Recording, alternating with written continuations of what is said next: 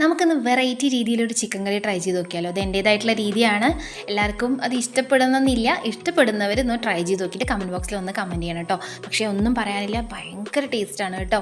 അപ്പോൾ നമ്മുടെ ഈ മസാലയ്ക്കാണ് പ്രാധാന്യം ആ മസാലയിലുള്ളത് മല്ലിപ്പൊടിയും മുളക് പൊടിയും മഞ്ഞൾപ്പൊടിയും പിന്നെ വലിയ ജീരകം ഉണ്ടല്ലോ, പെരിഞ്ജീരകവും കുറച്ച് കുഞ്ഞു ജീരകവും, എന്നിട്ട് നമ്മുടെ കുരുമുളക് കൂടി ഇട്ട് നന്നായി വറുത്തിട്ട് കുറച്ച് കറിവേപ്പിലയും കൂടി ഇട്ട് നന്നായി വറുത്തിട്ട് നമ്മളതിനെ പേസ്റ്റ് ആക്കുക കേട്ടോ. പിന്നെ വെളുത്തുള്ളി ഇഞ്ചി അതിൻ്റെ കൂടെ നമ്മുടെ കാന്താരി മുളകും മല്ലിയിലയും കറിവേപ്പിലയും കൂടി ഒന്ന് ക്രഷ് ചെയ്യുക. എന്നിട്ട് നമുക്ക് സവാള നന്നായി ഒന്ന് വഴറ്റുക. ഒരു ഗോൾഡൻ ബ്രൗൺ കളർ വരുന്ന വരെ ഒന്ന് നന്നായി വഴറ്റുക കേട്ടോ.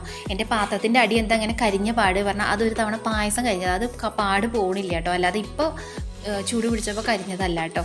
അപ്പോൾ അതിലേക്ക് നമ്മൾ ഈ അരച്ച് വെച്ച പേസ്റ്റ്, അതായത് വെളുത്തുള്ളി ഇഞ്ചി മല്ലിയില എല്ലാം കൂടി ചതച്ച് വെച്ചുല്ലോ, അതിനെ നമ്മൾ നന്നായിട്ട് ഒരു ഗോൾഡൻ ബ്രൗൺ വരുമ്പോൾ ഉള്ളിലേക്ക് ഇടുക. എന്നിട്ട് നമ്മുടെ മസാല നമ്മൾ തയ്യാറാക്കി വെച്ചില്ലേ മസാല പേസ്റ്റ്, അത് ഇതിലേക്ക് കൊട്ടി ഒന്ന് നന്നായി ആ ഒരു പച്ചക്കുത്ത് അധികം ഉണ്ടാവില്ല. കാരണം എന്താ വെച്ചാൽ ഓൾറെഡി നമ്മൾ ചൂടാക്കിയിട്ടാണല്ലോ അരക്കണേ. അപ്പോൾ ജസ്റ്റ് അതെല്ലാം കൂടി ഒന്ന് യോജിച്ച് വരുന്നവരെ നമ്മളൊന്ന് ചെറിയ തീ കുറച്ച് വെച്ച് ചെറിയ തീയിൽ വെച്ച് നന്നായി ഒന്ന് യോജിപ്പിച്ചിട്ട് നമ്മുടെ തക്കാളി പേസ്റ്റ്, ചിലപ്പോൾ ചിലവർക്ക് ഇങ്ങനെ തക്കാളി പേസ്റ്റായിട്ട് ഇഷ്ടപ്പെടുന്നുണ്ടാവില്ല, നമുക്ക് അങ്ങനെ തക്കാളി ആയിട്ട് തന്നെ ഇടാം. തക്കാളി ആയിട്ട് വരുമ്പോൾ നമ്മൾ അടച്ച് വെച്ചൊന്ന് കുക്ക് ചെയ്യണമെന്ന് മാത്രമേ ഉള്ളൂ കേട്ടോ. ഇത് നമ്മുടെ ആ ഒരു തക്കാളിയുടെ പച്ചമണം പോണ വരെ നന്നായി വഴറ്റിയിട്ട് നമ്മുടെ ചിക്കൻ അതിലേക്ക് ഇടാം കേട്ടോ.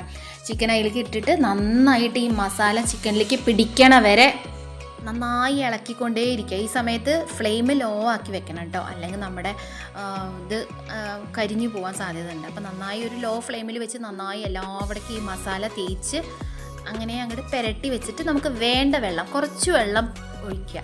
കുറച്ച് വെള്ളം ഒഴിച്ചിട്ട് ഞാൻ എങ്ങനെയാ ചെയ്യുകയാണെന്ന് വെച്ചാൽ കുറച്ച് നേരം തുറന്ന് വെച്ച് വേവിക്കും.